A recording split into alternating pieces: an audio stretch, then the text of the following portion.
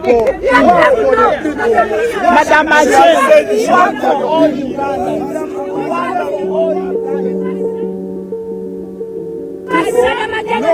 Work for all Ugandans, please. Work for all Ugandans. Work for all Ugandans. Work for all Ugandans. They abducted Ashley. What do you have to say about that? You know what? The problem is that you abduct yourselves.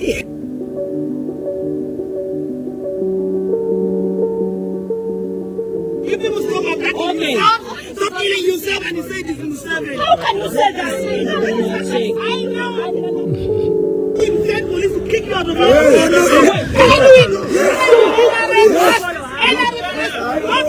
We also have permission. We also have permission. We also have permission. We have permission. You told to stay away from me. Yes. Take position. You take a picture. How many people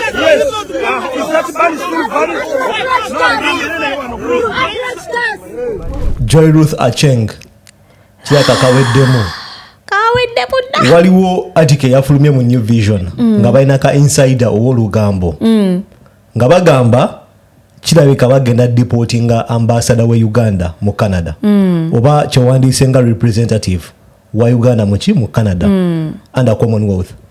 So video gyolabyawo His Excellency yagipostinga nga mu 7 August ng'alaga ambassador w'eggwanga lyaffe ng'atekinga sides.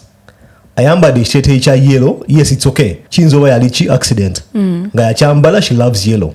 Ayambadde ekiteeteeyi ekya yellow azze n'aconfrontinga abantu abalina peaceful demonstration nga ba expressing obutali ki bumativu mu nsi ya Canada, which is allowed. Abagamba agenda bayitira police ebakole ki ebakime, agenda kusamoninga Canadian police ejje ekole ki ekima abantu abekalakasa. Uganda twewadde eddembe. Mu video yemu agamba bana abantu police yabagamba mubere meters maker from me okitegeera. Alabika alina ki restraining order from the police egana abantu bana abamu okumusemberera. Ne mu background wali omusajja omu ng'amugamba yegwe atu approaching nze. And you could see from the video. Exactly. Kugamba yabasanga n'aba approachinga n'ateekawo embeera yebadde ki gy'olabye ku screen yawo. Article yafulumye nga bagamba bagenda mu deportinga. So kompe ndowoozayo. Ekisooka bannayuganda twewadde eddembe mu nsi yaffe ne mu nsi ezitali zaffe ffe tulowooza buli wamu. We have so much self-importance, over assumption of self-importance.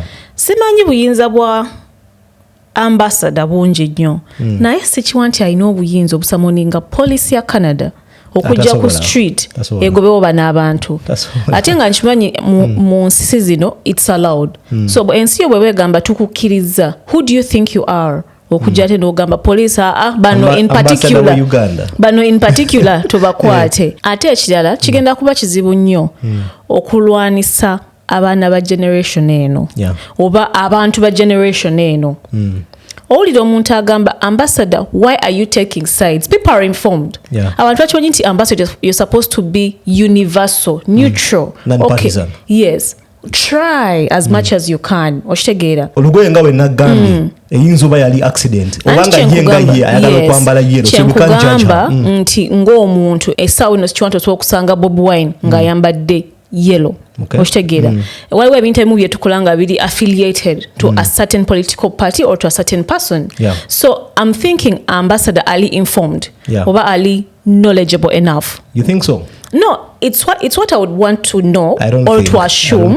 Kwanga nze ambassador yebifo ebimu bye tulabira eri waggulu tetumala galonda ambassador nti boy jangu okitegeera. Kyendowooza ono mukyala there is so much incompetence wumulaba nga ayogera. It's not assumed, it has been proven. Yabitulaze like it's not us judging her. Sigama tumutemako ekigambo displaying the level of incompetence nene nnyo. So we are questioning whether she knows whether she's an ambassador or not. Okitegeera ayinza obalowooza minister bambi okimanyi. Does she know her role? Sirowooza, I don't think. Ayinza obalowooza minister. Sikulimba, we need to question some of these things. Ayinza oba yalowooza muli nti bampa appointment an ambassador is equal to a minister. ambassador inakwera abantu otera okuwulira ekigambo brand ambassador nga bagamba nti omusambi w'omupiira representinga Nike representinga Adidas toyinza oba representinga Adidas tebayinza kukulaba ng'oyambala Nike ogenda kubeera mu Adidas yokayoko okitegeera oba representinga bannayuganda tulina kutwala side olina ku representinga bannayuganda as a whole. The moment you take a side oluzinga flagship eyaki eyambassador oba ofuuse kintu kirala naye ate kankubuulire ekyo kyengambye lack of knowledge bagenda kunsonyiwa okukozesa ekigambo ekyo simuvumye I'm pointing out something nti bw'olaba ku roles za ambassador one of the thing is to protect abantu ab'eggwangayo mu nsi endala nti akabenje kagwawo e Canada ambassador naina okukiikirira bannayuganda abe bagambe mujje regardless of your political affiliation. Kati kambuuze ambassador no mu kifaananyi kino mu video eno is she protecting no ali ku persecuting okugamba yazze n'anyigiriza abantu abali bakola ekintu nga bakkirizibwa okikola okitegeera because the country allows them to come out and peacefully protest. Naye kati ekitulaga nti she is abusing her office. She doesn't know what she's doing. So buli muntu abusing her office ye ono mukyalo za minister nze I know like whatever actions ze engeri gyayambalamu azze ateekawo amaanyi ayogeza amaanyi tamanyi position ye tamanyi nti abantu bali mu ku-approachinga n'okuvuma n'okukola ki be baboosi be tali aware. She is not a good leader. A good leader aservinga abantu be. Nze nkubuulidde bino byakola tamanyi role ye. She thinks she's a minister. So bamudeclaring nze persona non grata kategeeza ki bwe asoma olulatini bwe asoma olulatini mpa yebiddo ekido kijja kugoba kusho naawe bamudeclaring nze persona non grata. I think persona non grata in direct translation is unwelcomed person. Exactly. So in diplomacy oba mu bintu ng'ensi zikolagana oba ng'orepresenting abantu ng'oholding a diplomatic passport in summary ng'olina passport ey'enjawulo ku z'abalala waliwo behavior gy'olina okuba nayo nti wogenda mu ensi olina okulya ki embwa ogenda ebulyambwa olina okulya embwa nti ogenda e Canada olina okweyisa nga Abacanada ze zimu ku terms and conditions zibeera mu small print kyemayi abantu abandaba badde bafollowing ebigenda mu maaso mu UK nga ba citizens ba UK bagamba waliwo ba migrants abava mu nsi endala especially third world countries ne bajja mu UK ne bajja mu West ne babehave nga third world country kyebayita uncouth behavior empisa z'omu nsiko exactly bushman behavior tigwovudde mu nsi yo mweyisanga abantu abakulidde mu nsiko ogirese mu nsi z'abaana abantu abalala wotuuka mu nsi expectation eri nti ogenda ku behavinga nga ki banansi togenda kweyisanga gye wava so Joy Ruth Acheng alese emize gy'e Kampala agirese mu ki emize gy'e Uganda gy'e Kampala toteeka abanaga tobayisa abantu cause abantu eggulu bayinza babayisa bulala alese emize gy'e Kampala agirese mu ki mu Canada ekigamba nti ngenda kuyitira poliisi alowooza w'amaanyi kubanga nze neebuuza omuntu ambassador n'otandika okwetiyula okitegera I think ambassador weewa ekitiibwa ekyo olaba okubeera ambassador gye gimu ku mirimu nze mu ndowooza yange egisingayo okuba emyangu kutuula butuuzaawo si kutuula because abantu beekalakaasa nenzija ne mbawagira sina side kwagamba nsobola okubeera ambassador for so many years nga sina ba haters tosategeera nti ndi wa kibiina kino so as long as nsirise nensupporting abantu bebakola gwe mulimu ogusingayo obwangu naye tulaba omukyalo ono nga tasaana kukola mulimu guli basic anti in real sense baambassador tetumanyi nakubamanya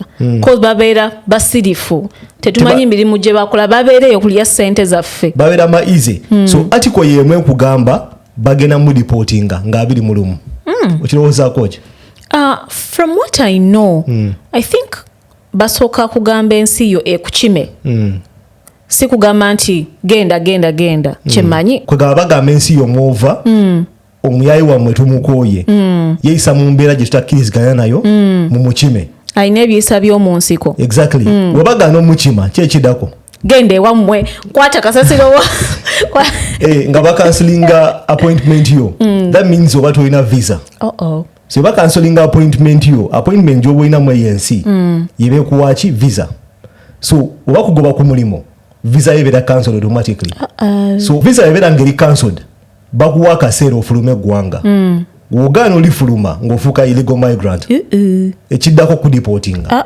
sirowooza nga article wegambye nti bagenda mudipotinga sirowooza nti bagenda kukola ki kumudipotinga kyendowooza bagambye Uganda erikolinge omuyayi waabwe ali incompetent singa Uganda edireyinga bagenda sazaamu visa ye bamuwe akaseera bagambe tukuwadde ennaku 21 fulume eggwanga lyaffe Uganda olifuluma mwezi ennaku 21 kitegeeza ogenda ba iriku tugenda kudipotinga Bannayuganda beesunze dda unless nga afuuka citizen which is very possible simanya myaka gyamazeeyo unless nga afuuka citizen naye as per now singa bamugambye fulume eggwanga n'agaana bajja mufulumya by force embeera eriwo twatuuse dda ku kisaawe Entebbe mumukima tugenda kumuwelcominga ayebala emirimu gyonna gy'akoze so wenjogerera wano bannayuganda batuuse dda ku kisaawe ab'eŋŋoma ab'ebimuli tulinze Joy Ruth Acheng akomewo ku ground tumwanirize nanti yatugambye nti Uganda ebintu bitambula bulungi exactly so addiye Uganda aenjoyinge amanyidde okutambula mu luguudo omutali nfuufu ng'engatto ogigula n'ogyambala mu mwaka mulamba nga togikubye n'ovuga emmotoka nga tewali nfuufu n'onywa amazzi ng'ogenda ku sinki n'oggyako amazzi n'okola ki n'onywa n'otalwala kati addeyo Uganda naye abikole mu system gyagamba nti ekola ki nti ekola tuwire ekyolowooza mu comment section ku bigambo bya ambassador we Uganda Canada Joy Ruth Acheng byayogera ne action eya Canada gyetutte eyogamba Uganda tumukime oba bamukomyawo kiteeke mu comment section tujja balaba mukaddako peace